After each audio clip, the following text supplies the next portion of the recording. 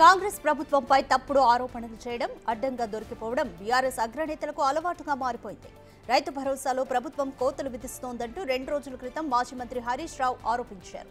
సిరిసిల్లలో కనకవ్వ అనే మహిళకు 31 గుంటల భూమి ఉంటే ప్రభుత్వం 1650 రూపాయలు మాత్రమే ఇచ్చిందనేది హరీష్ రావు ఆరోపణ. 15,000 అంటది, 6,000 అయ్యబడుతుంది, 9,000 అయితే ఎగబెట్టారు. వానకాలం అయితే సప్పుడే లేదు. ఆ ఇచ్చే 6,000 చక్కగేసిండ్రా. నిన్న సిరిసిల్లకేలో ఒక రైతు కనకవ్వ,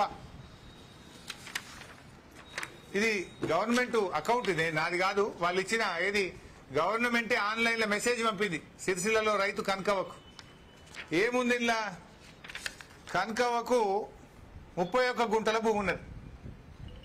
ఆమెకు ఎన్ని పైసలు వేసిరంటే 1650 వేసారు. 31 గుంట ఉంటే 1650 పడతాయా? అద్దెకరం ఉన్న 3,000 పడాలి. 31 గుంట అంటే ఎంత పడాలి? అంటే మీరు ఇల్లు కూడా కోత పెట్టారు. ఇప్పుడు ఇచ్చే రైతు బంధువులు కూడా కోత. 31 గుంటలున్న కనకవ్వకు 1650 మాత్రమే రైతు బంధు వేసింది. మాజీ మంత్రి హరీష్ రావుపై ప్రభుత్వ వైపు ఆది శ్రీనివాస్ ఆగ్రహం వ్యక్తం చేశారు. కనకవ్వకు 31 గుంటల భూమి ఉందని హరీష్ రావు చెబుతున్న మాటల్లో వాస్తవం లేదని శ్రీనివాస్ అన్నారు. కనకవ్వకు కేవలం 11 గుంటల భూమి మాత్రమే ఉంది అని అన్నారు ఆయన. లేని పోని కళ్ళబొల్లి కబుర్లు ప్రజలను తప్పుదారి పట్టించేటువంటి కార్యక్రమాలు మసిబూసి మాదిరికాయ చేసే విధంగా బట్టగాల్చి ప్రభుత్వం పైన వేసేటువంటి కార్యక్రమం చేయడంలో సిద్ధాస్తులుగా ఓవైపు హరీష్ రావు గారు, ఓవైపు కేటీఆర్ గారు, మరోవైపు ఈ మధ్యలో కవిత గారు కూడా. రైతు భరోసా మీరు 10 సంవత్సరాల ప్రభుత్వంలో సృష్టించిన విధ్వంసం వల్ల రాష్ట్ర ఆర్థిక పరిస్థితి అధోగతి పాలై ఆనాడు ధనిక రాష్ట్రం అని చెప్పిన మీరు శ్రీమతి సోనియా గాంధీ గారు తెలంగాణ ఇచ్చినప్పుడు 16,000 కోట్ల నిలువతో మీ చేతుల్లో అధికారంలో కట్టబెడితే 7 లక్షల కోట్ల అప్పుతో అధోగతి పాలు చేసిన మీరా ఈరోజు ప్రజలను తప్పుదారి పట్టించే విధంగా రైతు భరోసా వేయకపోతే ఎందుకు వేస్తలేరు రైతు వ్యతిరేక ప్రభుత్వం అంటారు.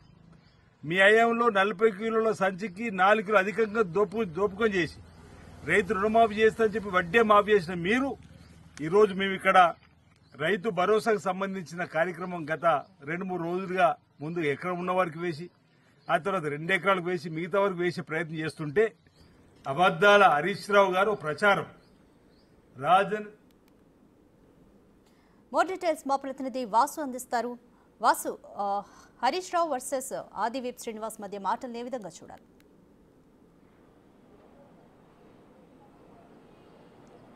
ఇటీవల కాలంలో బీఆర్ఎస్ నేతల తప్పుడు మాటలు, తప్పుడు పోస్టులు విమర్శలకు తావిసిన పరిస్థితి కనిపిస్తూ ఉంది. ఎందుకంటే రీసెంట్గా ఎక్స్లో కేటీఆర్ సంబంధించి కూడా ఒక మిర్చి రైతు ఆవేదన గుండెల విసేలా ఆయన బాధపడుతున్నటువంటి వీడియోను పోస్ట్ చేశాడు. అది విమర్శలకు తావిచ్చింది.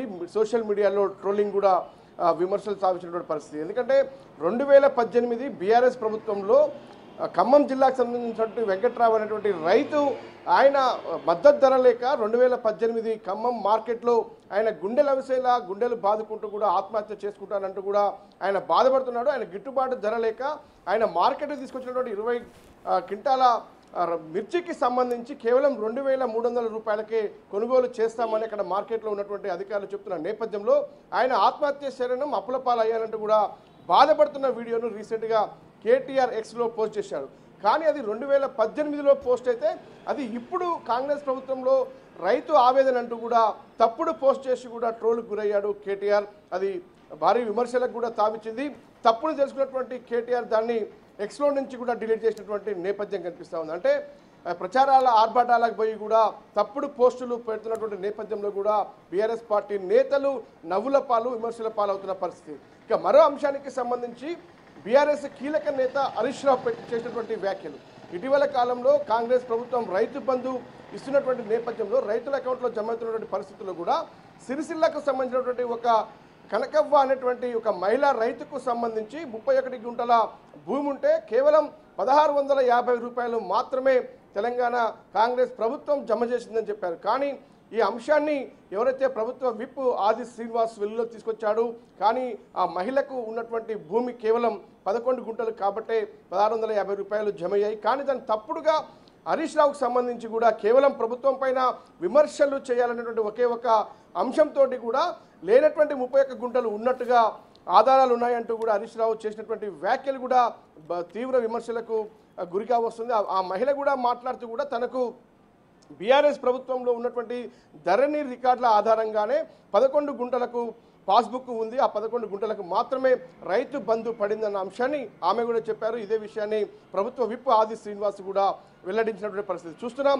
అంటే బీఆర్ఎస్ నేతలకు సంబంధించి కూడా ప్రభుత్వ సంక్షేమ పథకాలు యథావిధిగా కొనసాగుతున్న నేపథ్యంలో కూడా ఏ విధంగా లబ్ధి పొందాలి రాజకీయంగా అన్న అంశానికి సంబంధించి కేటీఆర్ మిర్చి రైతుకు సంబంధించినటువంటి పోస్టు ఎక్స్లో పెట్టి విమర్శల పాలైన నేపథ్యం కనిపిస్తూ ఉంది.